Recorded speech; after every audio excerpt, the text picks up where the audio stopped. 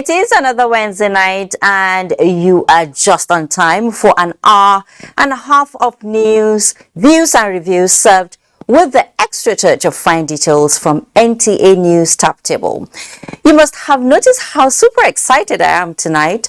Well, this is because I am still basking in the euphoria of my win at this year's edition of the Nigerian Media Merit Award. Yes, faithfully clinched the award for the best newscaster of the year. I guess this can only motivate me to sustain the tempo of excellence that the News Extra team is known for. Thank you all for all the felicitations. Now, to the main business of the night. House of Representatives investigates attacks on INEC offices nationwide. Race to the presidential villa gather space. Candidates engage prospective voters on plans for development, economic recovery, job creation, security, and other key issues. Still on politics, there is a new sheriff in town in Osun who moved into town with some executive orders. Politicians and the citizens are having their say on the new order of things. From frying pan to fire, Owerri Correctional Center escapees arrested for kidnapping. In education, the Federal Executive Council has approved the national language policy with likely considerable on classroom interactions between teachers and pupils. In sports, Delta State takes colorful opening ceremony to usher the National Sports Festival. We have these and more on our lineup. You know, the taste of the pudding is in the eating, so stick around for the full details. I am Fatima Buba, and this is News Extra. And you can also follow this news live on our website, nta.ng/live, NTA News Now, and other social media platforms displayed on the screen. We begin with FEC.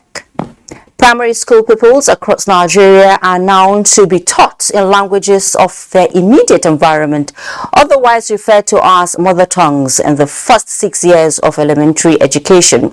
This followed the approval of a new national language policy for the country by the Federal Executive Council. Minister of Education Adamu announced this while briefing journalists after the council's meeting presided over by President Muhammadu Buhari. State House correspondent Adamu Sambo reports on this and other resolutions adopted at the high-level engagement of the nation's policymakers.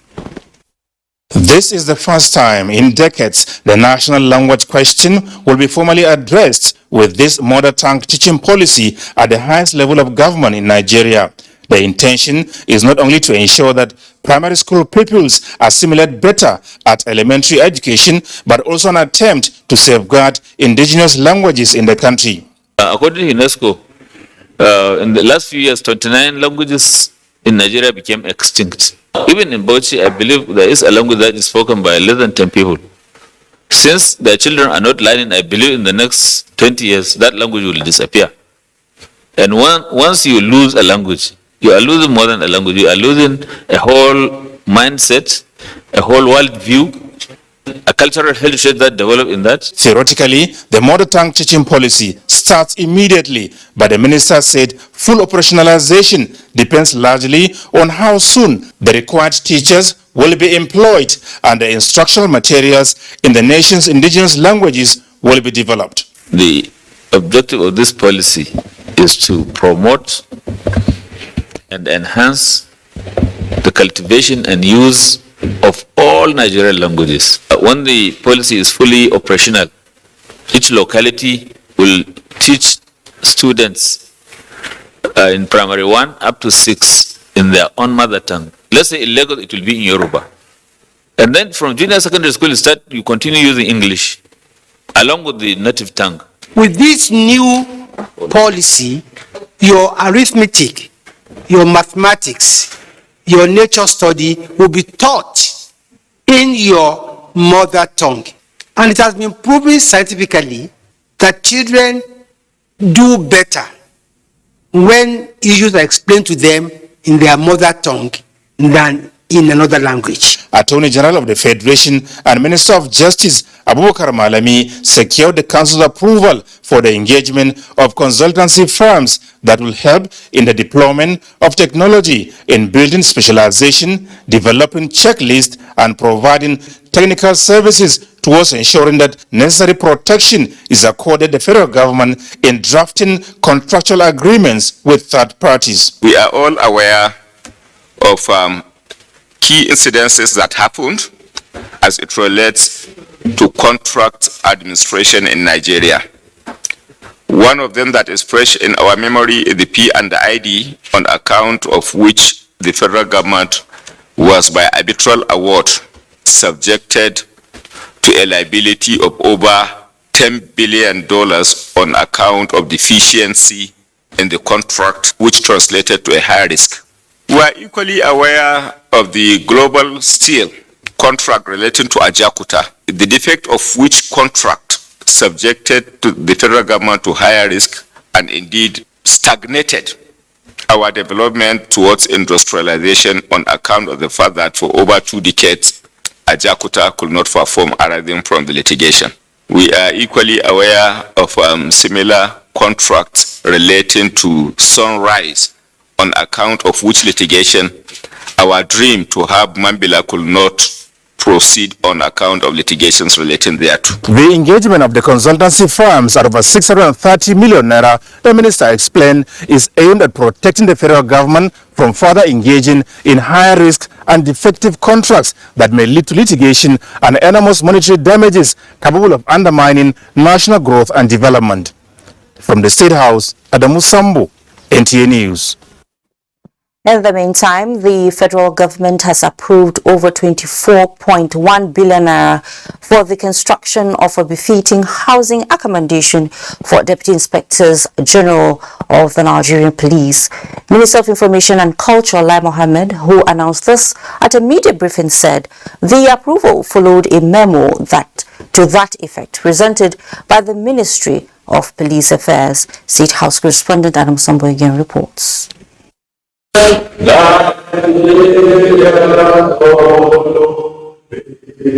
The befitting housing accommodation for the Deputy Inspectors General of Police is to be constructed under a public-private partnership arrangement. Virtually at no cost to government, the 39 luxury apartments will replace the existing dilapidated DRG quarters now to be demolished along Ghana Street in the highbrow Maitama district of Abuja, the nation's capital. Very luxurious apartments would be redeveloped, and 24 of them will be taken by the private sector that provided the funding, while the 15 will be used by the police. All we have offered is our land, and after the expiration of the lease agreement, the entire 39 buildings reverts to the Nigerian police force, and even while the agreement is on, the police is entitled to 1.5% of whatever rent is collected, from the 24 apartments, which will be taken by the private sector. Another public-private partnership project approved by the council is on research and development of satellite technology and equipment for the provision of cost-effective satellite broadband service to rural Nigeria as well as the underserved communities. Essentially, is to provide very cheap, reliable, affordable, high-speed fixed broadband to particularly the rural areas. If you will recall that at the moment, the broadband penetration is very, very low, abysmally low. And we need to increase that, complementing what the Ministry of Communications and Digital Economy is also doing, so that we can reach the underserved and of course the rural communities in particular. NASDA is the lead agency in the partnership deal with the private sector, expected to design, finance, build, operate and transfer the facility to government after a 15-year concession period. On its part, the Minister of State, Budget and National Planning, Clement Agba, briefed the Council on the 2022 third quarter GDP report recently released by the National Bureau of Statistics, which he described as encouraging. Democracy that we preach about is delivering the greatest good to the greatest number of people. I think on the federal government side, we are doing our best. And I'm sure Wike told you guys about monies that we released, over 500 billion to the oil producing states. And I've seen some disclaimers from the states saying the small money they are getting on a monthly basis. And some are giving some half-truths. We need to hold them accountable so that together we all can grow our economy. Describing Bayelsa State as second to Sokoto in terms of poverty rating in the country, the minister said the issue is not about availability of money, but indeed its application. From the State House, Adamu Sambu, NTA News. And away from that, if you have ever fallen victim to any Ponzi scheme, then our next report should sound like music to your ears, as there are lessons in it to be learned. As the year winds down, the Securities and Exchange Commission is drawing attention to the impact of fraudulent Ponzi schemes that continue to erode investors' confidence and threaten operations within the capital market. Pastor Abel was at a continuous investor education program in Abuja and tells us more. A pattern that has come to stay is the rush for everything when each year ends. From travels to shopping and investment, everyone seems to be in a hurry. The Securities and Exchange Commission is creating more awareness on financial safety, and this time with the Federal Road Safety Corps, FRSC. This partnership seeks to fight against online fraudulent schemes and to enlighten members of the Corps on the benefits of investing through the right channels. A key aspect of the sex market development role is enlightenment and investor education. So the money market basically is the short-term market where you buy short-term securities. Pursuit of money, a lot of people run into problems. Some of the participants of the Investor Safety Talk have been victims of fraudulent investment and Ponzi schemes. I'm one of them inclusive. We are falling into the traps of Ponzi schemes. They tell you bring one like that. So it has really given me a lot of confidence again, and which I can as well tell others. We have learned a lot today, like when it comes to bonds, buying of shares, and safer ways to invest and where to put your money. The central message of utilizing only credible sources for investment is people to hear, and for both agencies, the practice will continue until they permanently eliminate the hills of bad practice in the markets. Boss Able continues. For legislative matters now, for exporters who have been owed export expansion grants between 2007 and 2020, this story coming from the Senate is one that should make them heave a sigh of relief. This is because the legislators have approved 308.4 billion naira for the settlement of those claims. National Assembly correspondent Ignatius Umpo has the report. On the 21st of September 2022, Senate mandated its Committee on Local and Foreign Debts to scrutinize President Muhammadu Buhari's request for refunds to 3 states of Taraba, Yobe and Kebbi for federal roads executed by the state government. 2 months after, the committee has scrutinized the claims by the states and recommended that Senate approves refunds to Taraba and Yobe states to the tune of 21.134 billion naira, while it stepped down that of Kebbi state for failure of the state government to appear before it to defend its claim. Visits were carried out by the Federal Ministry of Works and Housing on all the federal roads completed by the states, and ascertained that the quality of work done met the required standards. Kebbi State government partly need this money. This road is in a very deplorable condition. That the Kebbi State government be invited to defend its claim before the committee as soon as possible. So please write a letter today if you can, just to make sure they get it in time for them to prepare, because they need to prepare. Senate received President Muhammadu Buhari's request for the confirmation of 15 nominees as chairman and members of the Niger Delta Development Commission, with Loretta Onochie as chairman and Samuel Ibokun as managing director. Senator Issa Jibrin, through a motion of urgent public importance, drew the attention of the Senate to the tanker accident in Olofu of local government area of Kogi State, where 30 persons and several vehicles were burnt. Accordingly, the Senate resolves to urge the National Emergency Management Agency, NEMA, to intervene in the plight of the victims of the petrol tanker explosion in Olofu of local government area of Kogi State through provision of palliatives to the victims. Meanwhile, Senate has implored the federal government to promote robust reading culture in Nigeria through the development of modern classrooms and libraries. This followed a motion by Senator Frank Ibezim, while the motion by Senator Abdullahi Yahaya calls for the suspension of the 700 megawatts Zungeru power plant. I'm convinced that there is an urgent need for the Senate to act speedily and call for collaboration between relevant stakeholders in Nigeria's education sector who can assist in making the issues of cultivating a reading culture a national issue. Urge the National Council on Privatization and the Secretariat, the Bureau for Public Enterprises, and other MDAs concerned to suspend indefinitely the proposed concession of the 700 megawatts Zungeru hydroelectric power plant in Niger State, pending the conclusion of investigation by the Senate Committee on Power. Similarly, the Senate Ad Hoc Committee investigating the disbursement of development funds to 36 states of the Federation, led by Senator Sani Musa, has invited the Minister of Finance, Budget and National Planning, the Governor of Central Bank of Nigeria and other concerned agencies for clarifications. From the National Assembly, Ignatius Nkwo, NTA News. It has been attacked too many, and now the Green Chambers weighs in. The House of Representatives has expressed concern over the staggering 41 cases of arson on INEC facilities recorded in 14 states from February 2019 to May 2021. The House condemns such attacks, which it says are capable of disrupting the forthcoming 2023 general elections.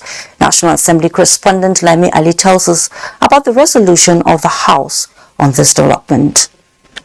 The issue was raised by Representative Olariwaju Ibrahim Kule. In the motion, he recalls several attacks on INEC offices across the country, including those recorded this month. 10th November 2022, the Independent National Electoral Commission offices in Abuja South local government area of Ogun State was set ablaze. That on the same day, arsonists and thugs set ablaze the Independent National Electoral Commission INEC building at Okeresi at the South local government of Ogun State. The lawmakers urged security agents to identify and prosecute the perpetrators, as the House sets up an ad hoc committee to investigate immediate and remote causes. The bill seeking the establishment of Federal College of Petroleum Technology Al-Ghali, Bauchi State, from Musa Pali passed second reading. Reports on bills from House committees on tertiary education and services, health institutions and power were considered and approved. Due diligence and processes were followed, and the product here is actually the output of a very wide-ranging engagement. The summary of our recommendations are contained in the report we are just presenting now. Among them are bills to establish Federal College of Nursing and Midwifery Chibok, Federal College of Education Dengi, Federal Medical Center Okigwe, Federal Medical Center Agoza, Federal Polytechnic Renu, and bill to establish Chartered Institute of Power Engineers in Nigeria. The main object of the institute is to promote the constant professional development and welfare of its members, undertake advocacy, and provide an avenue for the implementation of its objectives. Plenary has been adjourned to Tuesday, 6 December 2022. From the National Assembly, Lami Ali, NTA News. From the National Assembly, let's talk politics now, as the Tinubu Shetima Grassroots Independent Campaign Council is solidifying operations of its Security and Intelligence Committee ahead of a rancor-free, credible presidential campaign and 2023 general elections. Abakar Akwanga reports. Campaigns are on for weeks now, and their dimensions and outcomes are sometimes unpredictable owing to emerging trends. And to avoid any rancor during campaign, the Security Committee of the Tinubu Shatima Grassroots Independent Campaign Council is tightening all ends with new approach to get the job done. We have reputed men and women that are here in this committee. There are people that have experience. We're going state by state to look at those that work for it to make sure we have everything in order. The election will be won by him. Win the election, definitely. He's going to do everything to make sure the election is won. He is a man that knows what it takes. You see what he did in Lagos, we tell you what he will do in Nigeria. We will do everything humanly possible to encourage them.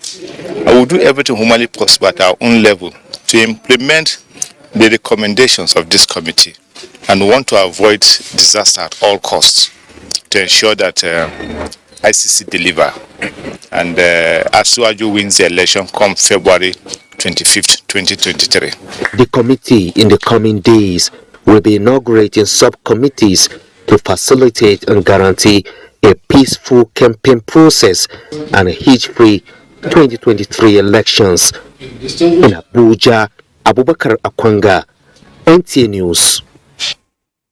In Akure, the presidential candidate of the People's Democratic Party, PDP, Atiku Abubakar, has pledged to set aside $10 billion to create jobs for youths and empower women across the country if elected president in 2023 general elections. This was while addressing party chieftains and supporters in Akure, Ondo State. Abiola Ario has that. The Akure Democracy Park was filled to capacity as PDP chieftains, loyalists, supporters from the 18 local government areas of the state converged in high spirit to identify with the candidate of the People's Democratic Party, PDP, Atiku Abubakar, and his running mate, Ifeanyi Okowa. PDP party chieftains took turn to appreciate the people of Ondo State for their support, canvassing votes in the forthcoming February 25, 2023 general elections.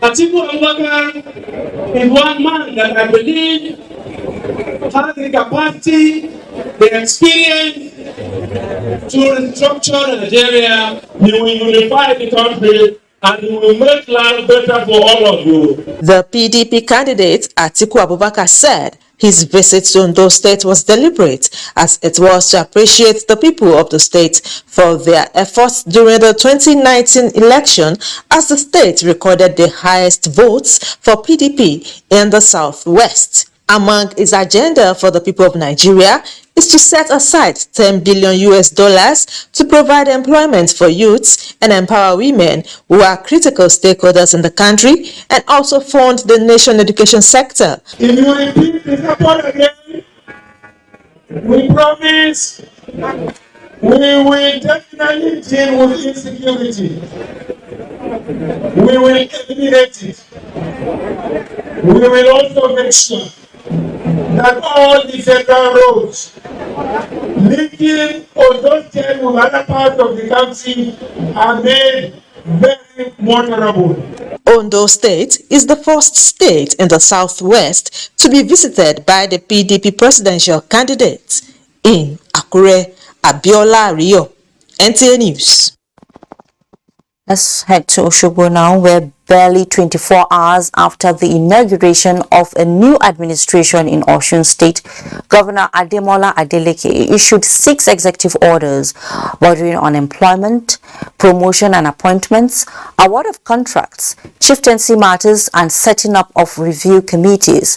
This development has brewed crisis in the polity, as well as misconception between the executive and legislature in respect of the governor's decision to return the state appellation from State of Osun to Osun State. Let's find out from Joshua Ogunjide the implications of this upheaval on the Osun polity. On his resumption of office on Monday, 28th day of November 2022, the governor issued 6 executive orders which border on freezing of the state bank accounts, staff appointment and promotion, chieftaincy affairs and reversal of Osun to its constitutional name. The People's Democratic Party had cautioned the former APC-led administration in the state of its post-governorship election activities, as the Boyegurutala administration, among other things, embarked on massive recruitment, appointments, installation, and award of contracts. Ademola Adeleke administration is of the belief that these activities in the twilight of Oyetola's administration failed to follow due process, as they were not backed up by necessary budgetary provisions. So the executive orders were not just in order, but they were meant to set the state on the path of sustainable governance. So we have not sacked anybody because the payroll of Osun as at July 17 remain intact. But if you smuggle yourself through illegal means into the payroll, thinking that you have gotten a job, knowing fully whether it's illegal, then you are on your own.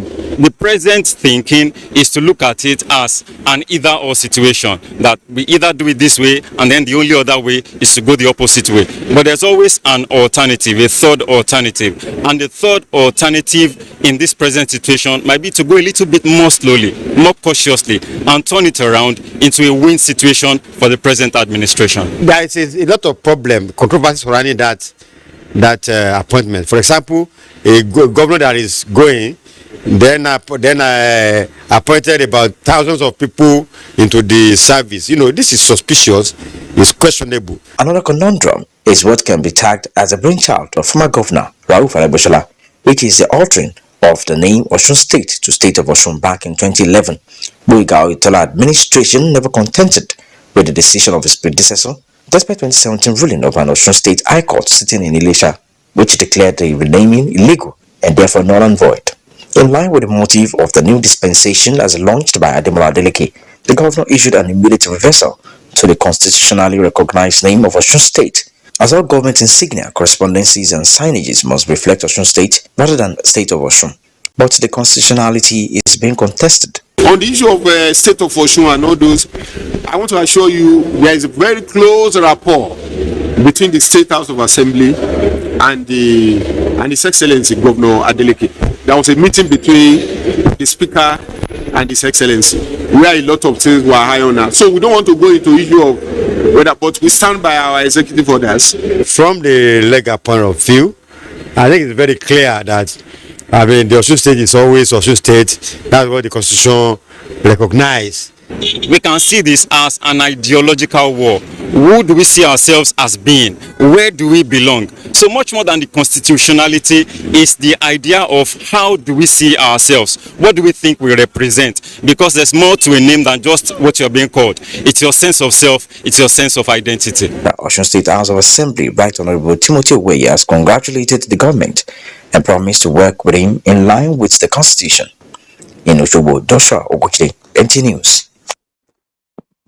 It's few months to Nigeria's general elections, and major players are putting finishing touches to achieving and a credible and transparent process. The latest at the forefront of these arrangements is the Japan International Cooperation Agency Alumni Association of Nigeria, with the media as the immediate target of the strategic engagement. Kenneth Nanim reports. Campaigns across political parties to increase their numerical strength ahead of the 2023 general elections are gathering momentum, and the media is at the center of these engagements aimed at marketing candidates for winning elections. The traffic generated here has continued to put the media in the eye of the storm, but JICA Alumni Association of Nigeria is acknowledging the role of the media in the midst of daunting task. We strongly believe that media is a strong partner. It's an engine of peaceful mobilization for the attainment of national development. The media has power to sway the minds of the electorate. Experts in this hall are urging journalists to remain professional in the discharge of their duties before, during, and after the national exercise. Have to carry along people, make them realize that you are not just reporting for reporting's sake, but you are communicating the real thing to them, so that at the end of the day, you have not misinformed anybody.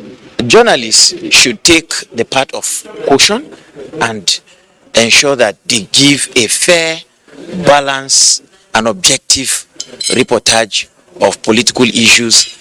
Deployment of digital infrastructure in the delivery of the forthcoming election by INEC is demanding the support of the media for a successful outcome. Publish facts and figures.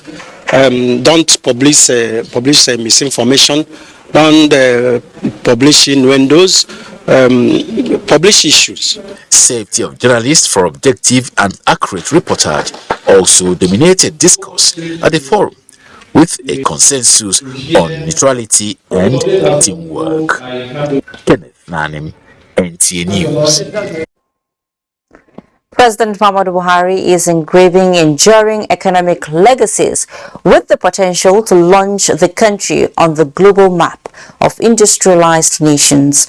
Director of Media, Tinubu Presidential Support Committee, Kailani Mohammed, said it is undisputable that the present administration is focused on reinventing the country. Haruna Mohammed reports.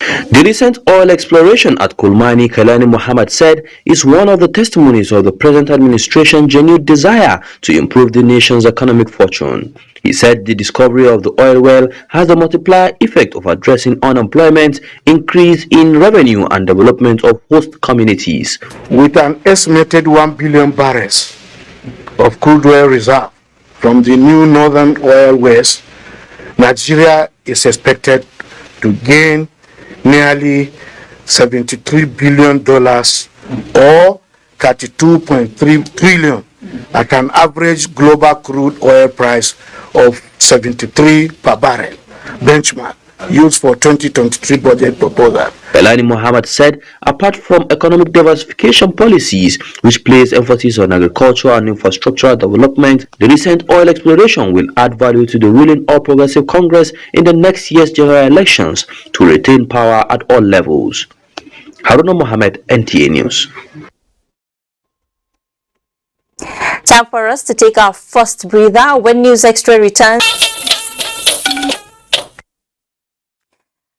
Welcome back to News Extra. How content creators can meet the demand for compelling content by an increasingly fragmented audience on one hand, while gaining access to much needed financial resources on the other hand, is the focus of a 2-day workshop organized by the National Broadcasting Commission in Lagos. Adini Taiwo reports. With available data, putting the total number of social media users who take advantage of one content or the other at 4.7 billion globally, it is quite easy to align with the assertion that creative content is now a kingdom on its own, while the audience are the kingmakers. Apart from occupying a pole position as the country where netizens spend the most time on the social media, Nigeria, through the broadcast and creative industry, is also an emerging hub for creative content, leveraging its post-COVID active digital space. This workshop, organized by the National Broadcasting Commission, is one of the agency's responses to address lack of needed financial resources for broadcast content producers, a development said to be limiting their capacity to earn revenue for the nation. NBC is bringing together the content creators to form force group to be able to advocate for their needs from government, to say we are here and this is what we can do. We can be alternative to petroleum. I have lots of works. I say that with deep sense of respect. I should be able to carry my catalog to a bank and say this is my security. Borrow me money on my catalog. Put a lien or you collect money if I default. The need for broadcast content creators to study its audience, identify an area of strategic focus, and design compelling content, these experts say, is a critical step towards attracting needed funding. Don't run a media business, run a business doing media. That way, you see yourself first and foremost as a business. When you see yourself as a business, then you can start to approach what you are doing with that mindset. YouTube is now focusing on financing content from even Africa, and they are coming in with funding and financing to help support content producers to be able to scale up. Other papers at the workshop dwelt on the need for collaboration and partnership, as well as audience measurement to guide content design. In Lagos, Adeni Itaiwo, NTA News. Now, if you are up to date with happenings around the EFCC, that means you are aware of the latest move by the agency to tackle corruption. It is something about building foot soldiers all the way from primary to the level of tertiary institutions, considering that corruption itself is a social malaise and grave impediment to development. How can anti-graft agencies co-opt proactive public engagement towards ending the challenge? Olabode Arewa in this next report examines the prospects inherent in this new partnership between young students and the EFCC. A typical cultural presentation, no doubt, by the students of Model Secondary School Maitama, Abuja, who seek to disseminate the message of zero tolerance to corrupt activities in Nigeria.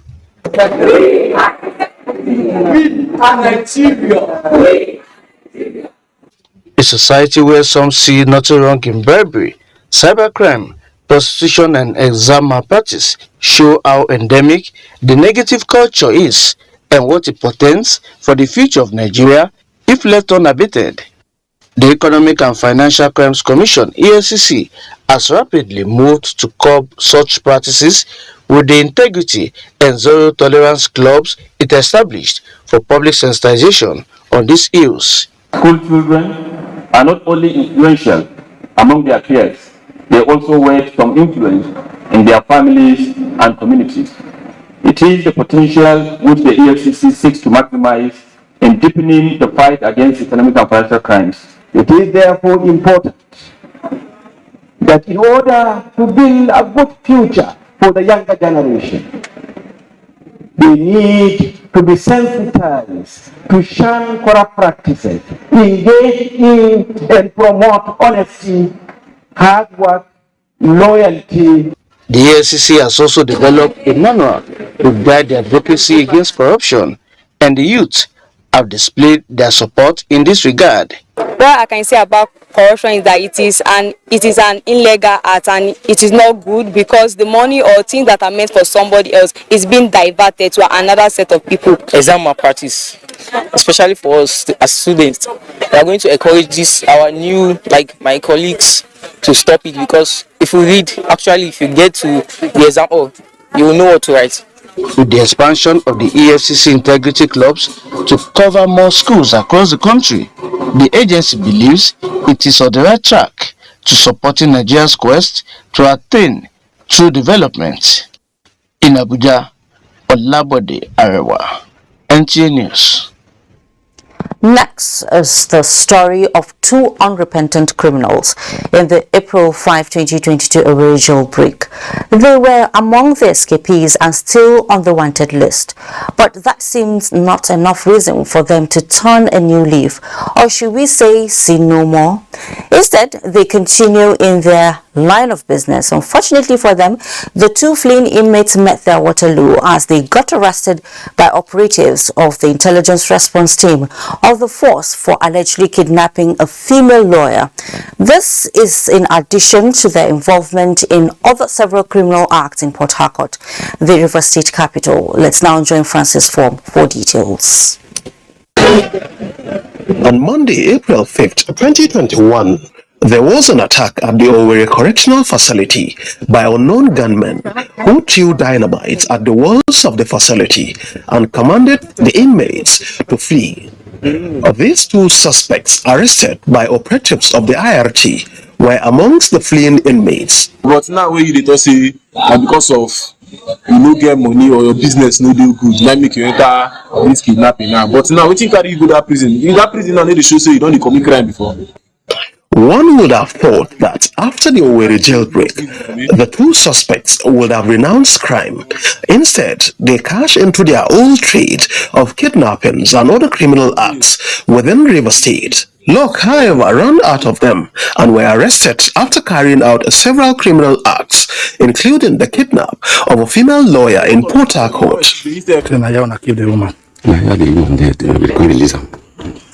Where you were on the day?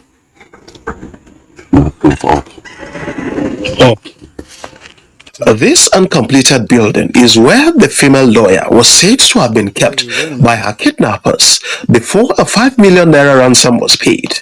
Preliminary investigation by IRT operatives revealed that the suspects had previously spent 11 and 14 years, respectively, as awaiting trial inmates in Imo State. All suspects are currently in custody of IRT and will be charged to court in accordance with the provisions of the Administration of Criminal Justice Act upon the conclusion of investigation. Francis from NTA News. And the Center of Practical Skills, a training center and business park built by the International Center for Migration Policy Development, has been inaugurated in Enugu State. Chidi Okoruafo reports. The Center of Practical Skills was established by the International Center for Migration Policy Development, ICMPD, in collaboration with private investors as well as the Austrian Development Agency, while the operational support is provided by the GIZ, funded by the German government. The initiative is aimed at creating prospects for the local population as the skilled worker training is in line with European standards. Foreign investment is coming in the country, so good taxpayers for the future will be resident here. And the governments of Europe have a lot of this because they are turning around the migration circle.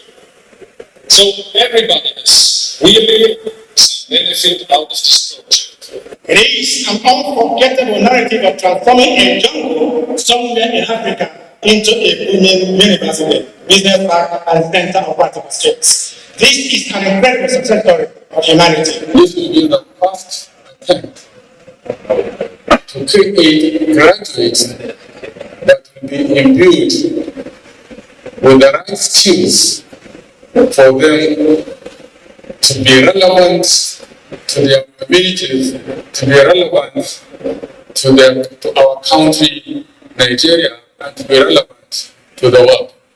According to the initiators, the vocational training facility, the Center of Practical Skills, and the Godfrey Okoye University European Business Park will tackle the issues of unhealthy migration, attract small and medium-scale enterprises, among others, to the country.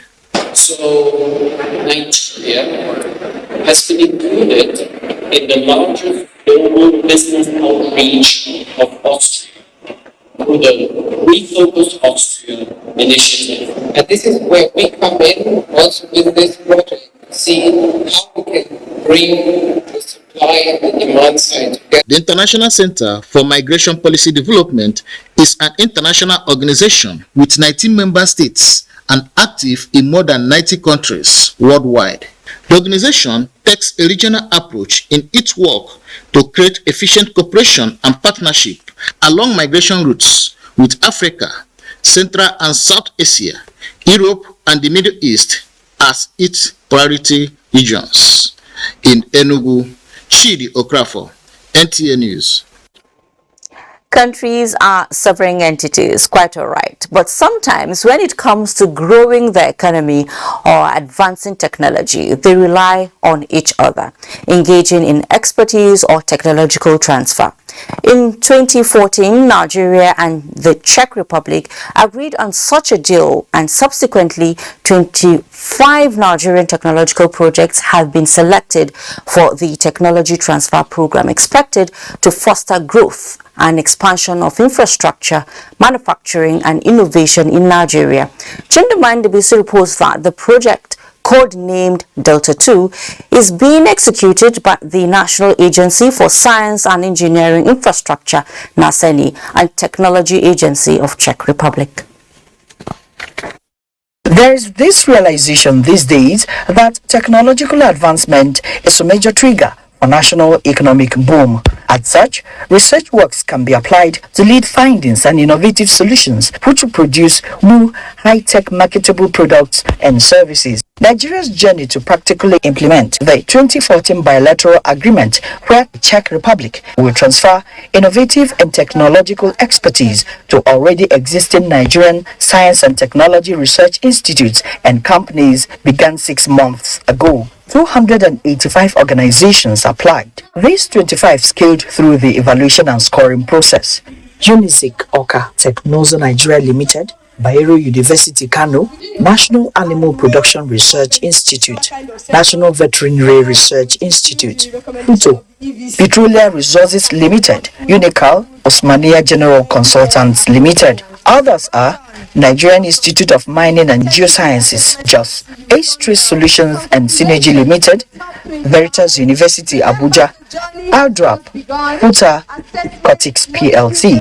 The rest are Woods Lab Innovations Limited, American University of Nigeria, Yola, Flag Rock Nigeria Limited, Chemtech Farms Limited, Federal University of Petroleum Resources, Futamina, Siri, Federal Polytechnic Offer, and National Metallurgical Development Center. Projects to be funded under this program are expected to have direct and immediate positive impact on the lives of average Nigerian farmers, miners, and Nigerian business community through development and growth of SMEs. Provide local companies and organizations with the right technological solution and platform to expand their business opportunities in order to develop our local content. Provide an avenue to move ideas from the lab to our market. The established joint projects must begin between 1st January to 30th March 2023. The PIC Naseni will award the funding from January 2023 following the conclusion of agreements on the provision of funding with the lead organization of the selected projects. Funding will be available for 36 months. They will be matched up with counterpart organizations in the Czech Republic and are expected to develop new creative products and applicable research results that are producible and can be commercialized. The Czech government is committing $10.5 million, the Nigerian government $5.7 million. In Abuja, Chimdema Ndubisi, NTA News. The digital space is increasingly expanding and evolving to accommodate more players who are using innovation to solve everyday problems, which has opened windows to competitions to adequately manage legal issues that may arise in the telecommunications sector. Adeola Kame Akere reports that a 2-day workshop organized by the Nigerian Communications Commission (NCC) in collaboration with the judiciary in Lagos is to equip judges with the requisite knowledge on future of adjudication in digital age.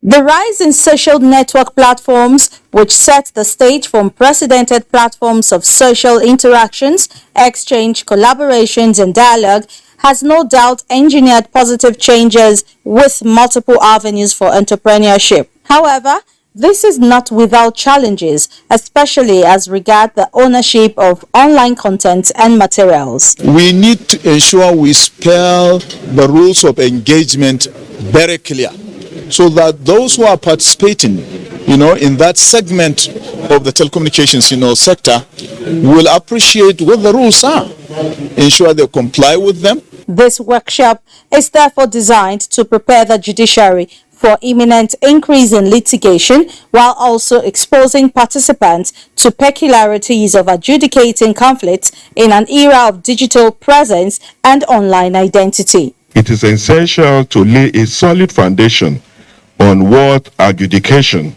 and by extension the judicial system means in the digital era. It's imperative for the judiciary and the entire legal system to continuously embrace new innovations that will always advance the course of justice delivery. Chief Justice of Nigeria represented said the synergy is vital in deepening the experience of judicial officers to keep them abreast with global best practices. Nigerian judiciary is committed to employing cutting-edge technology to enhance justice administration and provide our citizens with the justice system they deserve. The workshop expected to lay solid foundation towards building capacity and increase knowledge to the body of law is part of federal government's drive for a digital economy geared at supporting national development and economic diversification. In Lagos, Adeola Komiakere, NTA News.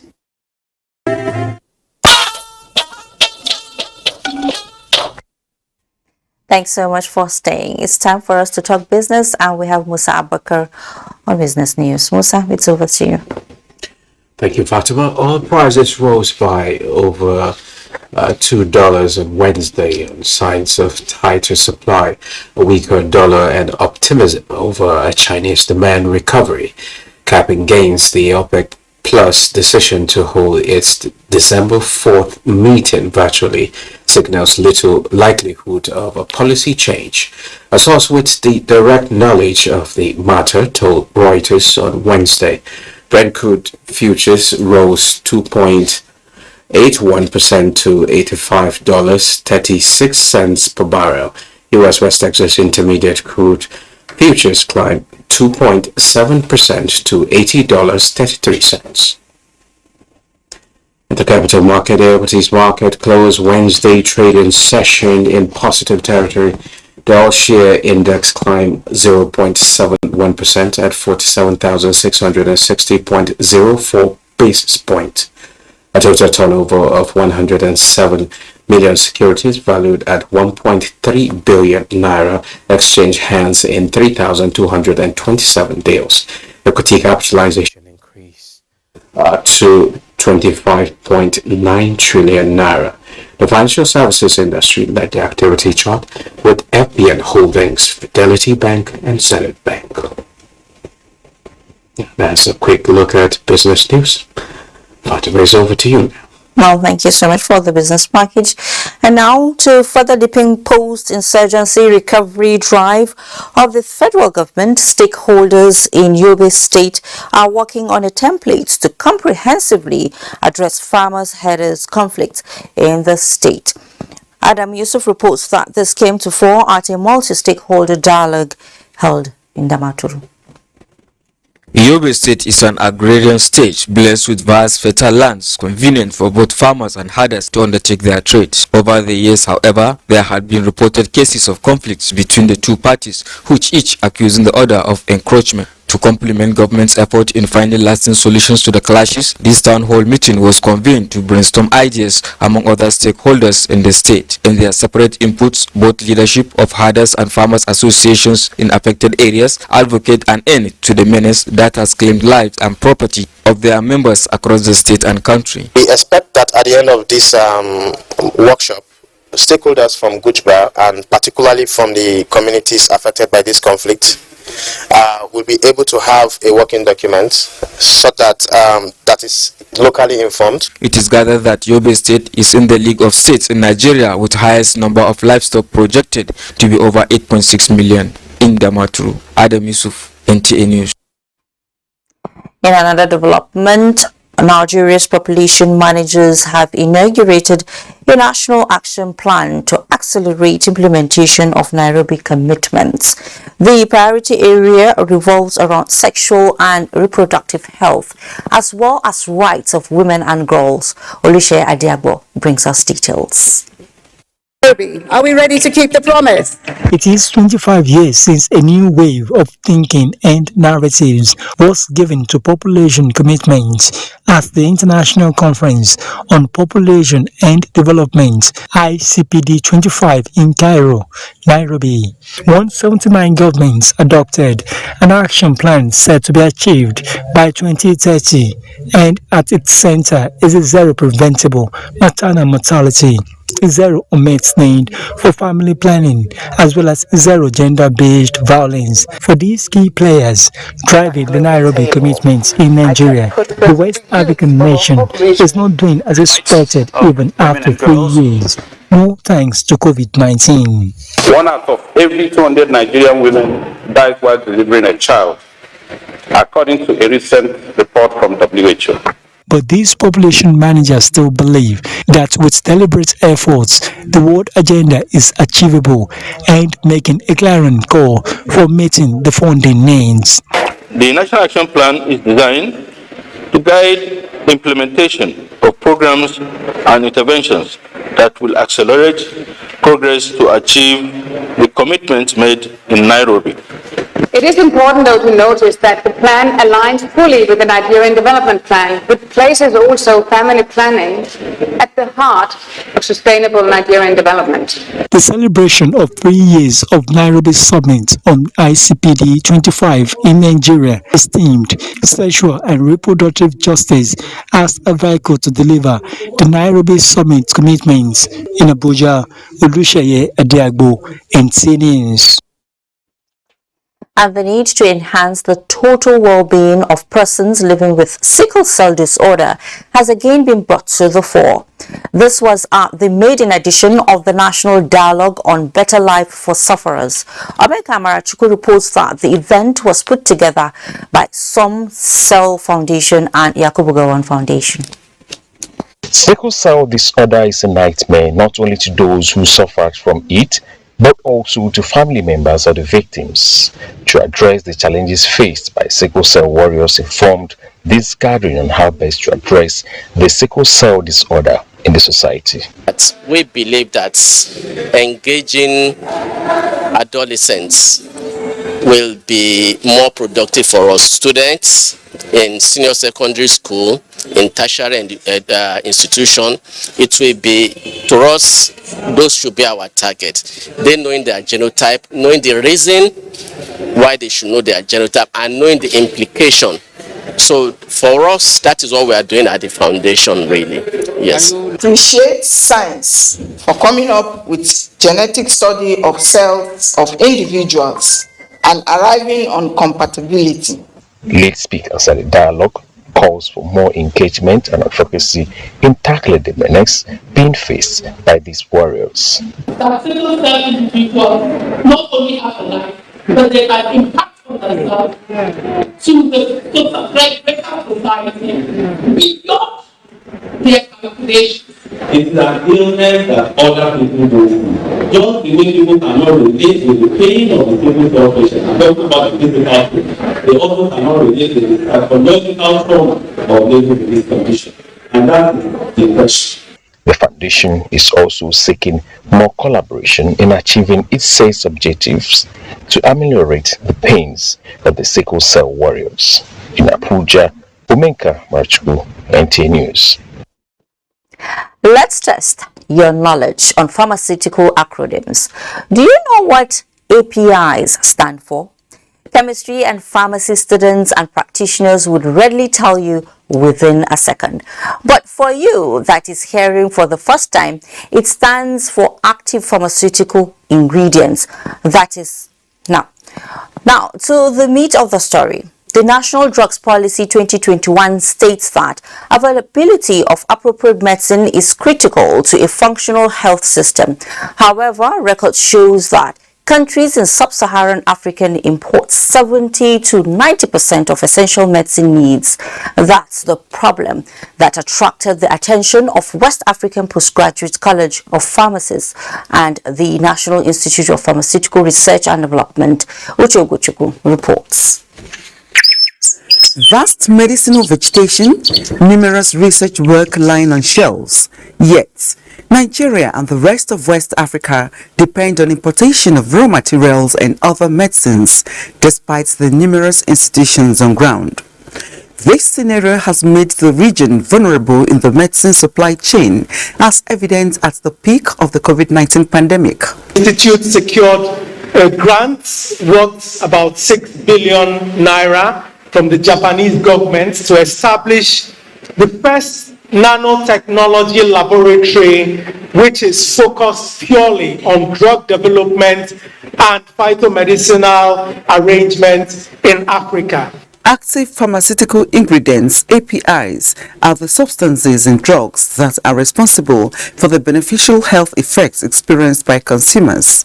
For instance, the acetaminophen contained in a pain relief. Indeed, Nigeria and by extension Africa has the potentials to locally produce these active pharmaceutical ingredients. What then is the bane?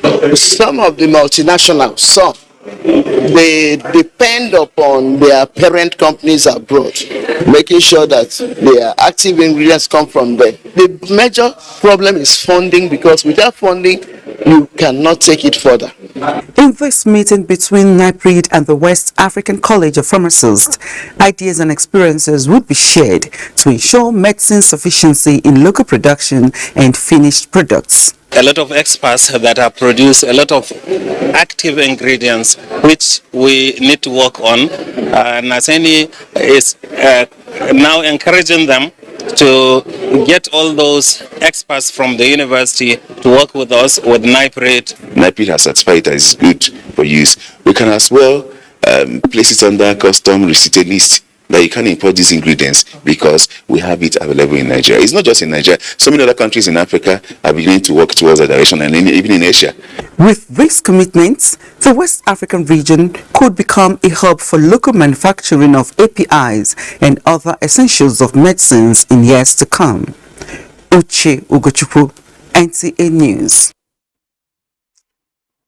President Muhammadu Buhari has said the death of former Chinese Communist Party leader Jiang Zemin has robbed the country of one of its remarkable leaders.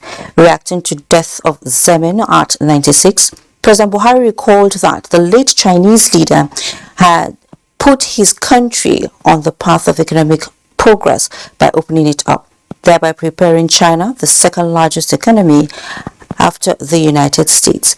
According to President Buhari, Mr. Zemin had demonstrated that with visionary leadership, a country can achieve economic growth through independent models. President Buhari said the late Chinese leader would be particularly remembered for the role he played in successfully helping China to join the World Trade Organization. The president also noted that Jiang Zemin was a consummate and skillful leader who contributed to the peaceful transfer of Hong Kong's sovereignty to China in July 1997 after 156 years of British rule. Women hold sway in our next segment. Help for victims of gender-based violence. The Akwa Ibom example is simply worth emulating. This is News Extra. Do stay with us. Never again should this happen. We have passed through this path before, and it was not good for us. I remember the horror, the crime, the blood, dead bodies everywhere. I almost lost my mind. I could not sleep.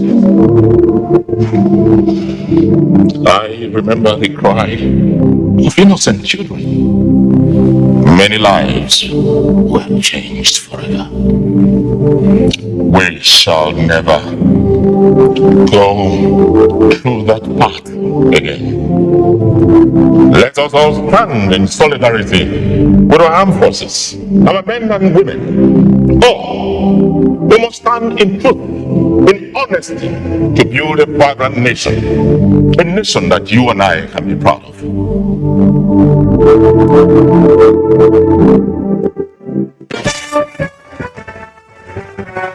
It's joy to the world. Oh yeah, it's that time of year again.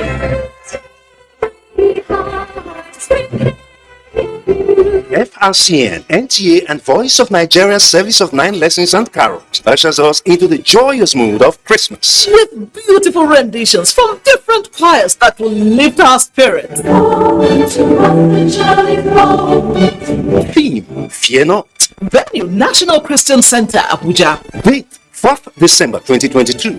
Time, 3 p.m. Message giver, His Eminence, Most Reverend Daniel Oko, President, Christian Association of Nigeria, CAN. Special guest of honor, His Excellency, Professor Yemi Oshibajo, GCON, Vice President, Federal Republic of Nigeria. Hosts, Directors General, FRCN, NTA, and Voice of Nigeria. Chief host, Alhaji Lai Muhammad, Minister of Information and Culture. FRCN, NTA, and Voice of Nigeria Service of 9 Lessons and Carols, supported by Christian Association of Nigeria. Come worship with us as we celebrate Christ, the newborn King. Be there.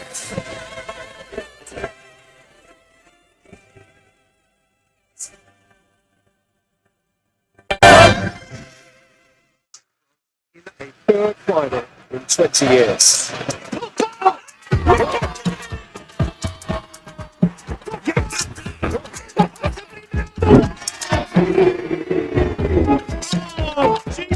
Out of this road, now you can get a GoTV decoder, Go channel, and 1 month of GoTV Jolly for only 4,900 naira, and enjoy all the show-stopping games live from Qatar on GoTV.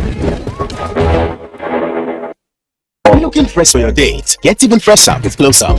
New Close Up Triple Fresh formula. It cleans deeply, fights 99% of bacteria, and cools intensely, keeping you protected and fresh. Still fresh, still protected. Feeling cool and protected. All day confidence to get close. New Close Up Triple Fresh formula.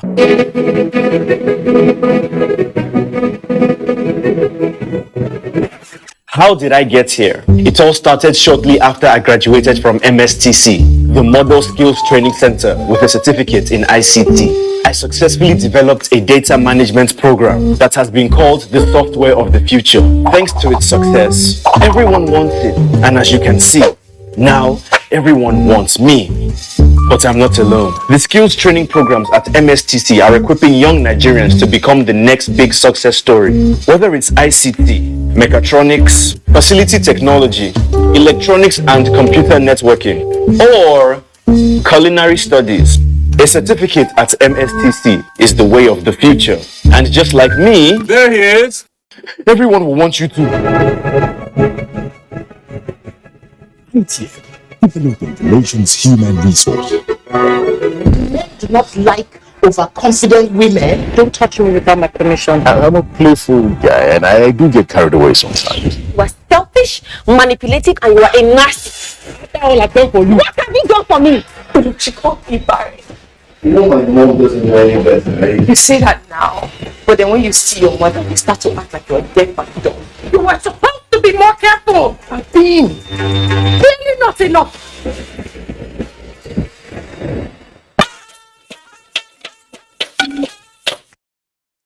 Welcome back. Let's now take you back to politics. The All Progressives Congress says it will continue to place premium on women and youth empowerment initiatives if given another mandate in the forthcoming 2023 general elections. Wife of the APC presidential candidate, Senator Oluremi Tinubu, gave the assurance while flagging off the Tinubu-Shettima Women and Youth Campaign for the Northwest in Katsina. Awal Haliru has that. The APC Women and Youth Presidential Campaign team, led by the wife of the presidential candidate, Senator Oluremi Tinubu, had in attendance women from the 7 states of the Northwest, including first ladies of the 6 states of the Dawn.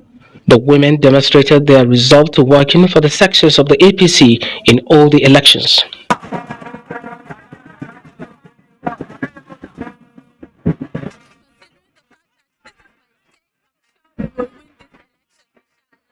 Earlier, the wife of the APC presidential candidate, Senator Oluremi Tinubu, accompanied by the wife of the vice presidential candidate, Nana Kashim Shettima, as well as APC women leaders, paid a visit on Governor Aminu Bello Masari. She appreciated the governor for his support towards the success of the APC in the 2023 general elections. I know we've come a long way. I want to thank you for years of friendship and support. God will bless you as you are rounding up your terms in office. The structures you will see in Kaduna that are in existence under the current dispensation of the APC is a structure from CPC structures that have been in the state established by President Muhammad Buhari. We are all beneficiaries. The governor assured more support for the success of all candidates under the APC during the forthcoming elections. In Katsina, Awal Halaru, NTA News. The Minister of Women Affairs, Pauline Talon, has condemned in strong terms the murder of a Labour Party woman leader in Kaura local government area of Kaduna State, whose husband was also shot but survived and is receiving treatment. The minister, in a statement, regrets that this is happening even at this period of 16 days of activism against gender-based violence, describing the act as an attempt to further intimidate other women, lending their voices to amplify the differences in democracy. The minister notes that every man, youth and woman has the right to choose and belong to a political party of choice without fear of intimidation. She, however, believes the perpetrators will soon be apprehended. And in line with the ongoing 16 days activism to end violence against women and girls, civil society organizations concerned about public health assures that victims no longer have to die in silence, as there are various interventions to cushion the effects of violence and abuse while the fight to end such acts intensifies. This sounds like good news, and to crown it, Ifeoma Aikoje reports that the interventions are no more only for women, but they also include the interest of the male folk. As the 16 days activism to end violence against women and girls continues across the globe, a check on the activities of some health-based civil society organizations reveals that a lot is being done to reduce the spread of violence and abuse, especially against women and girls. In Akwa Ibom State, for instance, records show that victims of various forms of violence have received some degrees of attention. For the Gen GBV, physical and emotional violence, we have over 2,300 cases in Akwa Ibom State. While for the sexual violence, we have 303 cases, sexual cases in Akwa Ibom State. And out of these 303 cases, we administered PEP, post-exposure prophylaxis, to 183 of them. We have over the past few months attempted to ensure that all rape victims have access to HIV and AIDS services. Interestingly, stakeholders of civil society organizations reveal that the drive to end gender-based violence has gone beyond sole attention on the female folks, as efforts towards ending violence against boys and men is now also on the front burner. Some men are going through some forms of violence, and because of the norms, who says men don't cry, they don't want to talk about it, and this can affect their health negatively. We have to do a lot of sensitizations, awareness, create a lot of awareness, and give people that opportunity to actually come in and report these cases. It is good news that victims of such acts should no longer die in silence, as activists sue for prompt report of such cases to appropriate authorities for necessary interventions. In Uyo, Ifeoma Aikoje, NTA News. Time for us to join Chukwunoso Mwabweze for happenings in the world of sports. Hostilities continue Thursday at the ongoing 2022 FIFA World Cup in Qatar, with the Atlas Lions of Morocco taking on Canada in their final Group F encounter. In Group E, 2014 winners Germany will have to secure the maximum 3 points against Costa Rica and hope their European counterparts Spain beat Japan if they are to qualify for the knockout stage of the tournament. Hosts and defending champions Delta State began its title defense on a positive note, winning first gold medal of the 21st National Sports Festival holding in Asaba, the state capital. Team Delta cyclists beat 3 other states, Oyo, Plateau and Lagos, to emerge winners in the 12-kilometer mixed relay decided on the Abuja Road Wednesday. Other sporting events are set to get underway after the official opening ceremony of the festival at the Stephen Keshi Stadium, Asaba. And golf has been described as not only a form of physical and mental exercise, but a veritable sporting tool which can promote global relations and business investments. These were the views of participants at a golf tournament at the IBB International Golf and Country Club, Abuja, to kickstart the 30th anniversary of the Free Zone Scheme in Nigeria. I believe that we have strong reasons to celebrate the achievements of the Free Zone Scheme in Nigeria.